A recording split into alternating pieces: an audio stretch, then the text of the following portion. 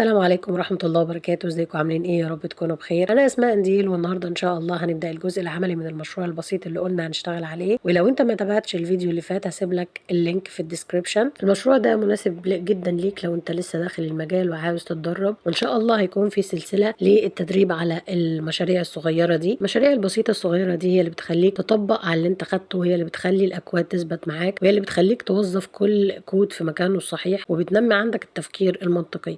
فخلينا نبدأ على بركة الله. زي ما اتعودنا في الفيديوز اللي فاتت، هنفتح اوبن فولدر وهنختار البروجكت اللي احنا هنشتغل عليه، وبعد كده هنعمل الفايلز اللي احنا متعودين عليها. وزي ما اوصيك كل مره انه لازم index.html وستايل دوت سي اس اس. مش لازم كلمه ستايل بس، لازم تكون دوت سي اس اس ودوت جي اس. تمام. وخلينا هنعمل الفايلز اللي احنا متعودين عليها. وعايزه اقول لك انك لازم تطبق معايا. انت لو ما طبقتش معايا مش هتستفاد كتير من الفيديو. ايوه هتستفاد بمعلومات، لكن انت لازم تطبق عشان ايدك تاخد على الاكواد.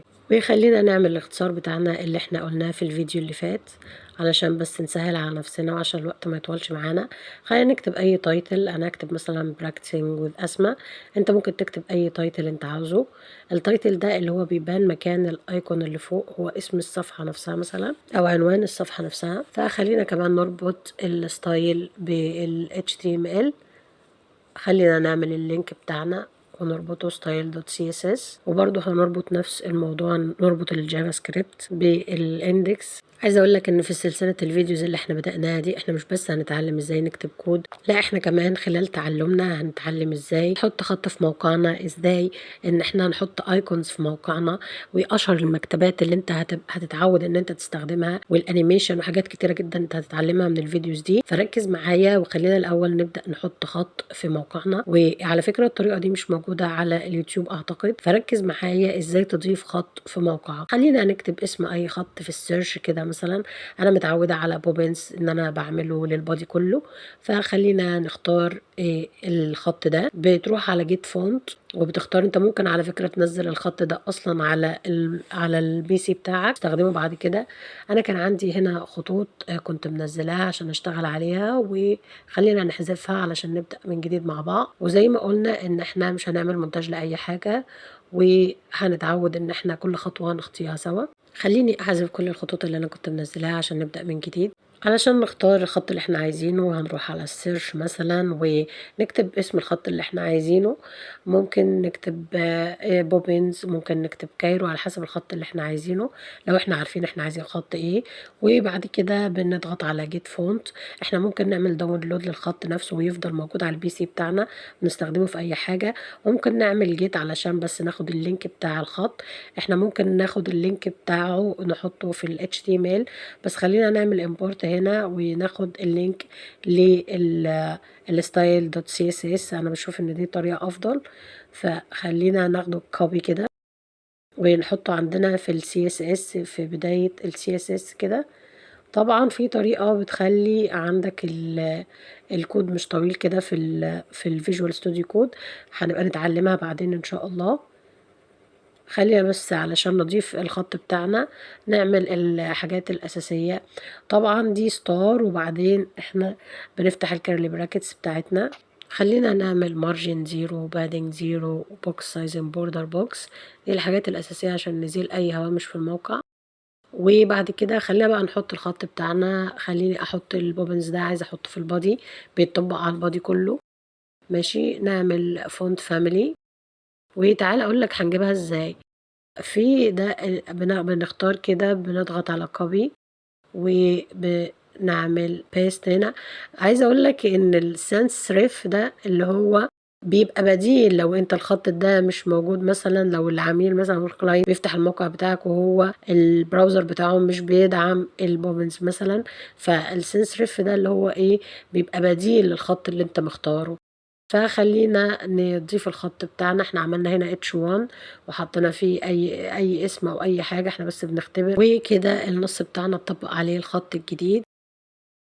عندنا الخط ده كده هو هيتطبق على الموقع كله لان احنا حطيناه في البادي عندنا.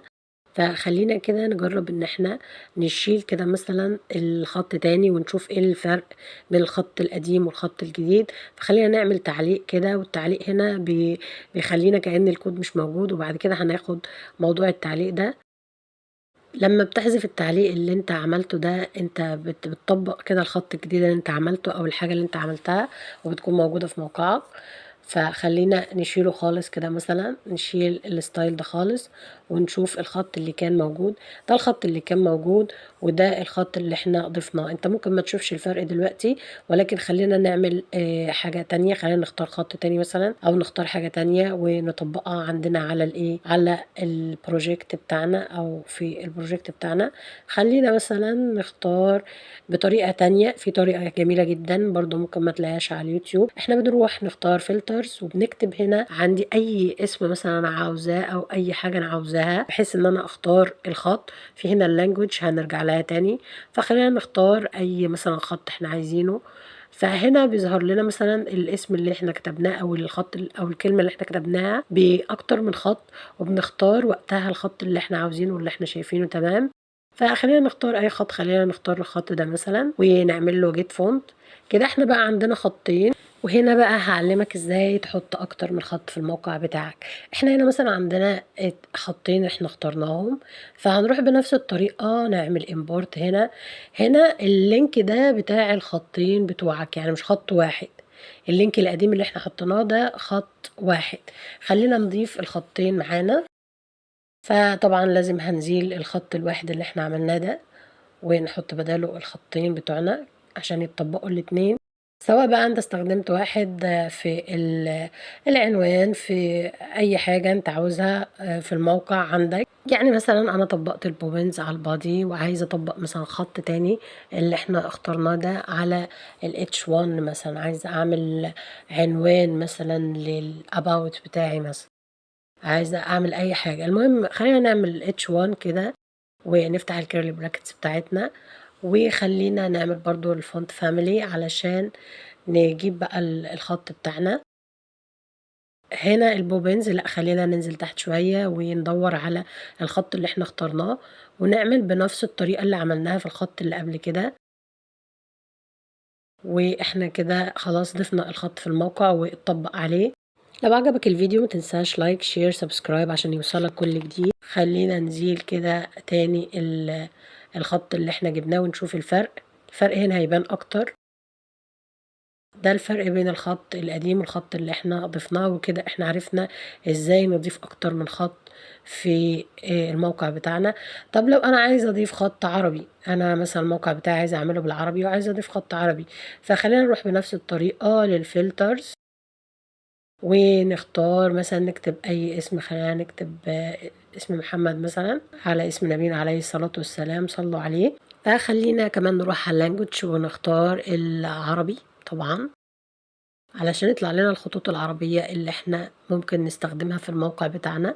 الطريقة دي جميلة جدًا، وحاول إن أنت تشارك الفيديو ده مع أكتر من حد، لإنك أنت هتفيده جدًا، مش شرط يكون مبرمج على فكرة، أي حد عايز يضيف خط في موقعه أو خط مثلًا على الPC بتاعه، فالطريقة دي جميلة جدًا ومش هتلاقيها متوفرة على اليوتيوب، ده من حسب الخبرة وحسب الوقت يعني. فخلّينا نختار كده، إحنا بقى عندنا أكتر من خط، بقى عندنا 3 خطوط، فهنضيف ال3 خطوط عندنا في موقعنا.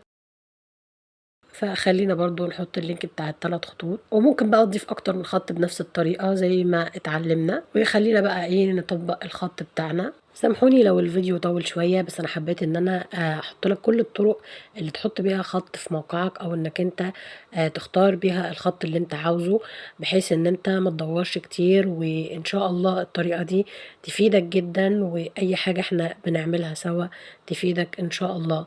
فإحنا عشان نحط خط عربي طبيعي إن إحنا بنغيّر لغة الموقع كلّها، وده هنتعلمه بعدين، خلّينا بس نضيف الخط اللي إحنا عملناه وخلّيه هو في الH1، خلّي اسم محمد في الH1 وخلّي اسم أسماء في الH2، ونطبّق بقى الخط الأخير بتاعنا.